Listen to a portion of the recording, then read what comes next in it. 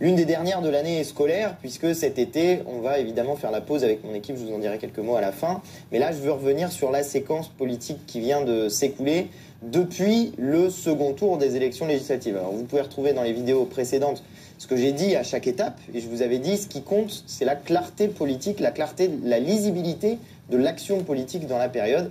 Et vous allez voir, on va en parler dans cette vidéo, que le nouveau Front Populaire a été clair, stable, sûr dans ses idées politiques, et que le Rassemblement national d'un côté et les macronistes de l'autre, eux pour le coup, ils sont partis complètement dans le décor. On va en parler un petit peu en détail. Je commence par l'élection de la présidence de l'Assemblée nationale, puisque c'était la première étape dans les votes à l'Assemblée nationale. Et vous savez l'enjeu qu'il y avait autour de ça, puisque le président Emmanuel Macron avait dit que de l'issue de ce vote sur la présidence de l'Assemblée nationale, il déciderait du choix du ou de la première ministre. Alors pour l'instant, il n'en a rien fait, au moment en tout cas où je tourne cette vidéo, mais on a donc eu un résultat absolument calamiteux qui est la réélection de Yaël Braun-Pivet à la tête de l'Assemblée nationale. Comment tout ça s'est produit? Vous avez vu qu'on avait un candidat du nouveau Front Populaire qui était André Chassaigne. Les macronistes, eux, au début, en avaient deux, puisqu'il y avait une candidate de Horizon et une candidate de Ensemble pour la République. Ensemble pour la République, c'est le parti de Macron. Horizon, c'est le parti d'Édouard Philippe. Et puis, il y avait un candidat de Les Républicains qui était Philippe Juvin. Et il y avait ces trois candidats au début pour le centre droit, un candidat du Rassemblement national qui était Chenu. Et ça, c'était le tableau de départ, d'une certaine manière, avec Charles de Courson, qui était aussi dans la bataille, mais qui, lui, avait pas beaucoup de voix, puisqu'il avait que les voix du groupe Lyot, qui est un petit groupe dans l'Assemblée nationale. Ce qui s'est passé, c'est qu'il y a eu un accord de coin de table qui a été fait entre les macronistes et Édouard Philippe. Ça, à la limite, pourquoi pas, ils font partie d'une même majorité. Mais il y en a un dernier qui est venu se rajouter, c'est les Républicains.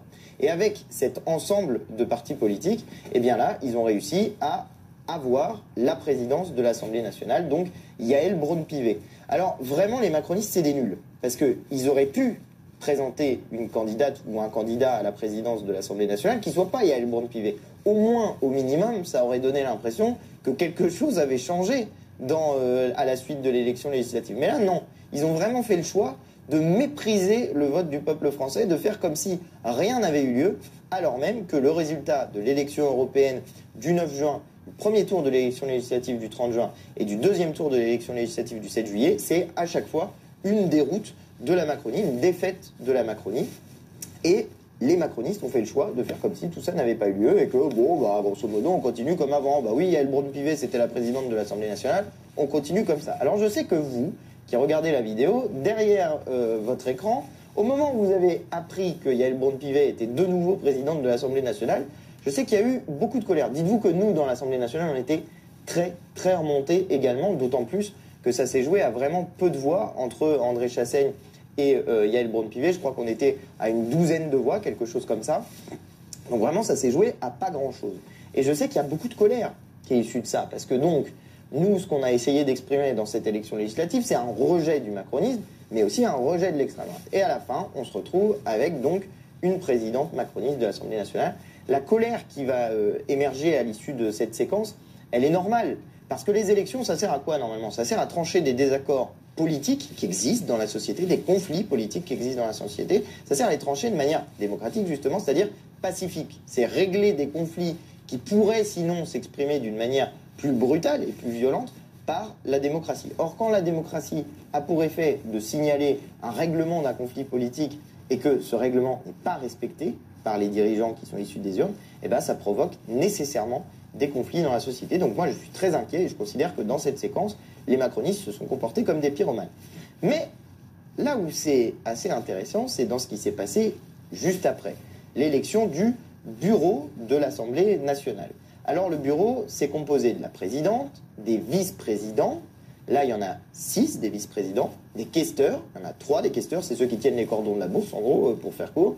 Et puis des secrétaires. Et les secrétaires, il y en a 12. Et ça, c'est le bureau de l'Assemblée nationale qui peut prendre un certain nombre de décisions, notamment par exemple sur le budget de l'Assemblée nationale, sur les sanctions à l'Assemblée nationale. Et ça nous intéresse, les sanctions à l'Assemblée nationale, parce que nous, les insoumis, avec Braun-Pivet, on a pris le tarif en matière de sanctions. Donc, c'est très intéressant qu'il y ait du changement aussi dans l'ambiance qu'il peut y avoir à l'Assemblée nationale, parce que je vais vous entrer sur le détail, mais à la fin, on a gagné sur le bureau. Mais je commence par le début. Parce que le début, c'était l'élection des vice-présidences. Et les vice-présidences, ça a commencé par un scandale d'État. Littéralement un scandale d'État. Alors, le point de départ de ce qui s'est passé dans cette élection des vice-présidentes de l'Assemblée nationale, c'est qu'il y a eu du bourrage d'urnes. Et vous m'entendez bien, il y a eu du bourrage d'urnes à l'Assemblée nationale. Ça veut dire qu'il y a eu 10 enveloppes supplémentaires qui ont été déposées dans les urnes par rapport au nombre de députés. 10 enveloppes de plus que le nombre de députés. C'est ça qui s'est produit. Donc, ça, c'est délibéré. Parce qu'on peut se dire, une enveloppe qui aurait été collée à une autre et à la fin, il y aurait eu une enveloppe supplémentaire. À la limite, pourquoi pas? On aurait compris ce qui s'était passé. Et puis, ça ne changeait pas beaucoup le résultat du scrutin. Mais 10 enveloppes, là, c'est délibéré, nécessairement. Ça ne peut pas être arrivé 10 fois sans que ce soit quelque chose de volontaire qui a été réalisé. Donc on n'a pas de réponse sur ça déjà, petit 1. Et ça donne une image déplorable de l'Assemblée nationale. Qui a fait ça? Pourquoi? Dans quel but? Sur ce point-là, on ne sait toujours pas ce qui s'est passé, mais on sait qu'il y a quelqu'un qui délibérément a fait quelque chose de malhonnête dans l'élection des vice-présidences de l'Assemblée nationale. On sait à peu près d'où ça vient, parce qu'il n'y avait pas de scrutateurs, c'est-à-dire de gens qui surveillent le scrutin, il n'y avait pas de scrutateurs titulaires du nouveau Front populaire dans cette élection-là. C'est tiré au sort, en gros, au début de l'Assemblée nationale, on tire au sort les scrutateurs. Bah là, nous, on n'a pas eu de chance, mais on n'avait pas de titulaire dans les scrutateurs. Donc, nécessairement, ça s'est passé entre Rassemblement national et Renaissance. Mais on ne sait pas, enfin Renaissance, Ensemble pour la République, donc les macronistes. Mais on ne sait pas qui est responsable de ça. En tout cas, on sait qu'il y a un scandale d'État qui s'est produit là. Ça, c'est la première étape.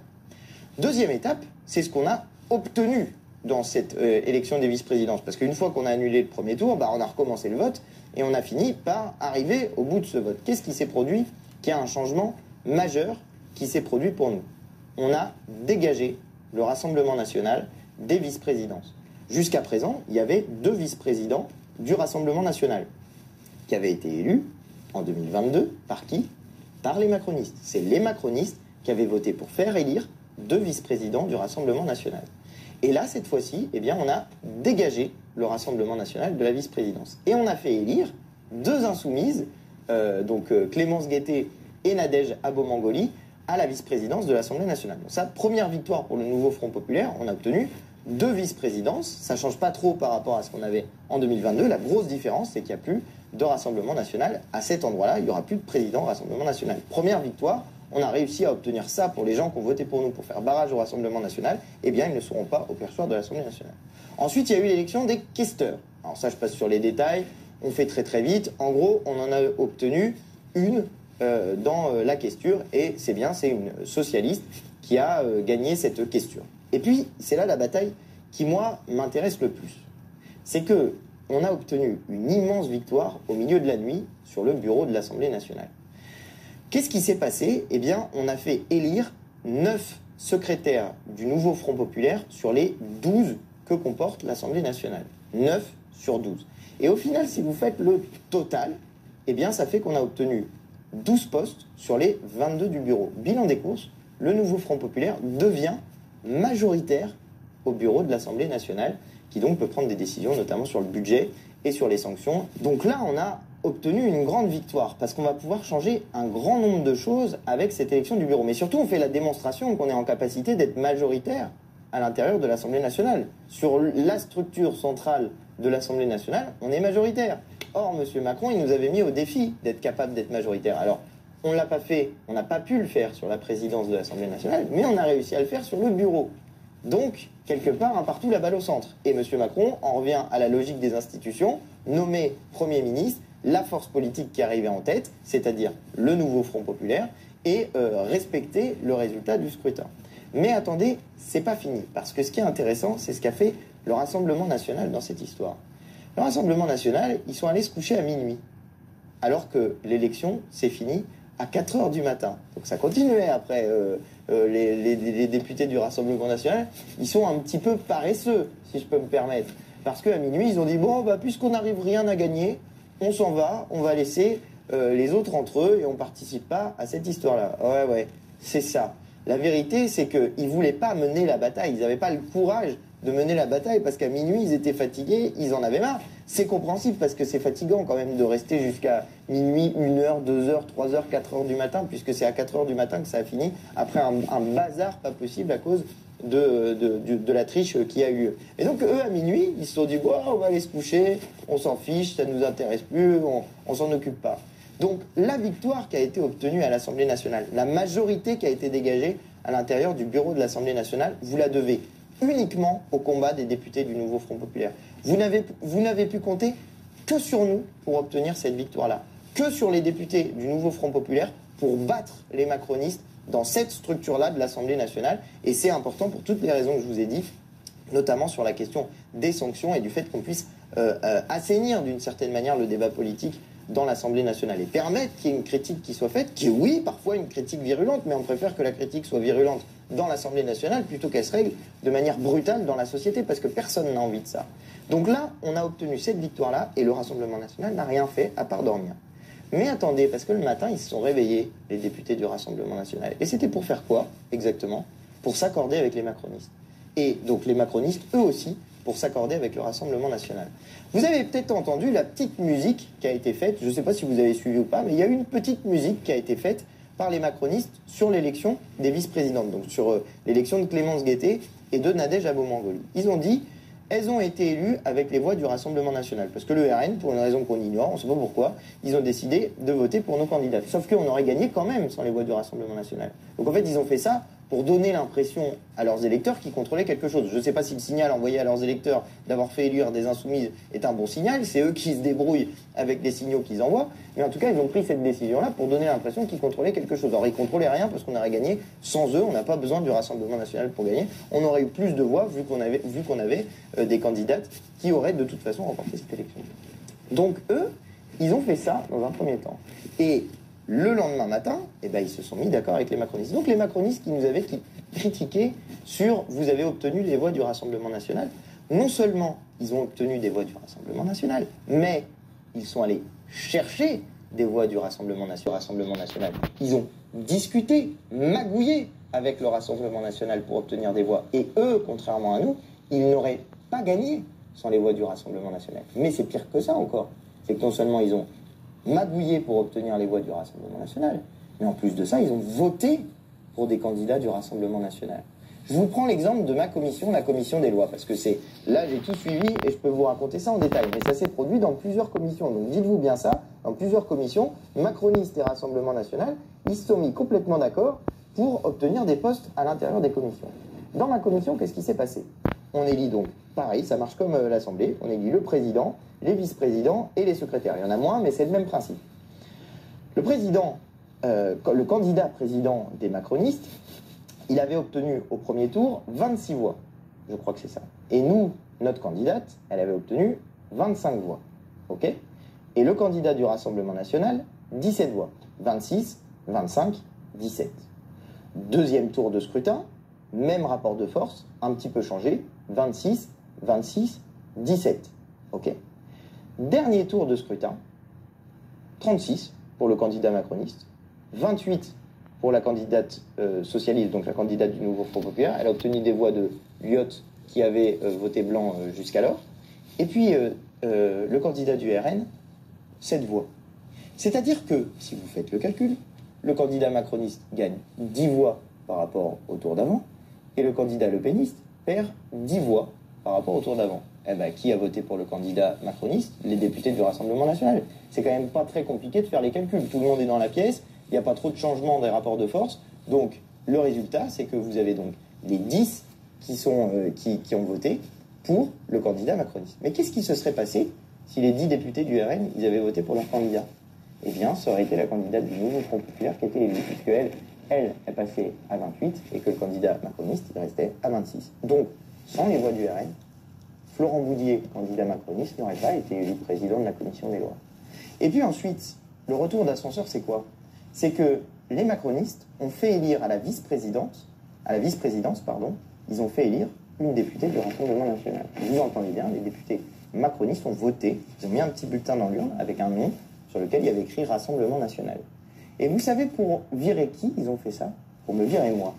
Les candidats macronistes, ils ont préféré voter pour une candidate du Rassemblement national plutôt que pour moi, qui bosse à la commission des lois, qui travaille, qui connaît et la Constitution, parce que c'est les lois et les affaires constitutionnelles, et la Constitution et la Déclaration des droits de l'homme et du citoyen, comme vous le savez, et qui surtout bosse sérieusement en commission des lois, qui fait le travail, qui certes est agaçant puisque je suis un opposant, enfin j'étais un opposant, mais majoritaire maintenant, mais ils ont préféré choisir une Rassemblement national plutôt qu'un insoumis. Donc tous les gens qui ont voté pour des macronistes pour faire barrage. Qu'est-ce qu'ils se disent dans ce genre de situation?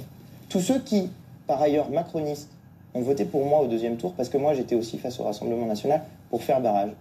En qui ils peuvent avoir confiance finalement pour être face au Rassemblement national et pour affronter le Rassemblement national? Les macronistes, quand vous les élisez, ils votent pour le RN après. Moi, j'ai pas voté pour le RN. Nous, on n'a pas donné une seule voix au Rassemblement national. D'ailleurs, moi, j'en ai pas reçu une seule du Rassemblement national, ni des macronistes. Voilà. C'est ça qui s'est produit dans la commission des lois de l'Assemblée nationale. Et vous voyez ça, ce genre de magouille, ce genre de combine. En plus, c'est compliqué à expliquer, il faut rentrer dans les détails. C'est pas simple, c'est pas si lisible que ça. Mais quand on explique, quand on donne le sens de ce qui s'est produit, moi, je trouve ça écœurant. Je suis sûr qu'il y a plein de gens qui m'écoutent qui sont pas forcément d'accord avec moi, qui n'ont pas forcément voté pour nous, les députés insoumis ou les candidats insoumis, au premier tour, et pas pour des candidats du nouveau Front populaire au premier tour. Et quand ils entendent ça, mais c'est dégoûtant, c'est dégueulasse de faire ça. C'est ne pas respecter le résultat des urnes, ni du côté du Rassemblement national, ni du côté des macronistes. C'est l'alliance des contraires. C'est des gens qui, normalement, se disent qu'ils ne s'entendent pas, et là, ils se mettent d'accord. Ils ont demandé une suspension de séance pour aller se mettre d'accord. Tout ça est lamentable. Alors, entre le bourrage d'urnes, les accords de point de table entre les macronistes et les LR, puis les accords de point de table entre les macronistes et les lepénistes, mais pas dans toutes les commissions, ça dépend des commissions. Enfin, tout ça est lamentable. Mais par contre, il y en a qui ont été clairs, il y en a qui ont été stables. C'est les députés du nouveau Front populaire. Nous, vous avez voté pour un programme, on a décidé de le porter. Vous avez voté pour des députés qui faisaient barrage au Rassemblement national, on fait barrage au Rassemblement national. Vous avez décidé de voter pour des députés qui affrontent les macronistes dans la vie politique, et en l'occurrence là, dans les combats qu'on avait dans les structures de l'Assemblée nationale, et on l'a fait. Et on l'a fait sans ménager notre peine jusqu'à 4 heures du matin, parce que c'était le moment où il fallait avancer serré pour obtenir la victoire, et on l'a obtenue. Vous voyez, quand vous votez pour nous, vous pouvez avoir confiance dans le résultat. Voilà ce qui s'est passé dans ces séquences de l'Assemblée nationale. Je voulais vous raconter tout ça parce que je sais que ça passe un peu vite dans la sphère médiatique, et puis la sphère médiatique, elle vient reprendre les critiques des uns, tout embrouillé, c'est pas clair ce qui se passe à la fin. Là, j'ai essayé de vous détailler les choses de manière un peu claire pour que vous ayez une lecture de ce qui s'est passé à l'Assemblée nationale. Évidemment, la grande bataille maintenant, c'est le Premier ministre, la primature, comme on dit. Parce que M. Macron, maintenant, doit choisir un Premier ministre ou une Première ministre. Alors nous, vous le savez, le nouveau Front populaire, on continue les discussions, je vous ai déjà dit, derrière les questions de personnes, c'est une question de ligne politique. Il y a deux lignes politiques et il va falloir à un moment donné qu'on tranche, de lignes stratégiques. D'un côté, choisir une Première ministre qui soit une Première ministre qui veuille appliquer le programme rapidement, quitte à avoir une motion de censure, mais ça porte la responsabilité politique de nous censurer sur les autres, sur les macronistes et sur les lepénistes, qui doivent d'ailleurs voter ensemble pour nous censurer. Encore une fois, un vote ensemble des macronistes et des lepénistes pour dégager un gouvernement qui aurait fait l'augmentation du SMIC, l'abrogation de la réforme des retraites et le blocage des prix. J'attends de voir qui va censurer un gouvernement qui fait ça. Donc ça, c'est une première stratégie. Et deuxième stratégie, c'est de dire, notre programme, il est trop ambitieux, tant pis, on bazarde d'une partie et on s'allie avec les macronistes. Et moi, je suis pas d'accord avec cette stratégie-là, parce que si on fait ça, ça veut dire qu'on n'essaye même pas d'appliquer notre programme. On se dit déjà qu'on a perdu et que ça sert à rien d'essayer de l'appliquer. Là, le débat sur ces deux stratégies n'est pas fini, il continue, il est à l'intérieur du nouveau Front populaire. C'est un débat qu'il ne faut pas mépriser, parce que ça a du sens dans les deux sens. Moi, vous avez compris que je suis du côté d'appliquer le programme et mettre la responsabilité politique sur les autres si jamais il y a une censure du gouvernement. Mais je comprends le point de vue des autres, même si je ne suis pas d'accord avec eux. Et c'est qu'une question de stratégie. À la fin, je pense qu'on a tous l'objectif de faire appliquer un maximum du programme, avec ces deux visions différentes, mais qu'à un moment donné, il faudra trancher sur la stratégie qu'on applique, et raison pour laquelle, moi je vous dis, la mienne. Voilà ce que je voulais vous dire. Essayez de vous faire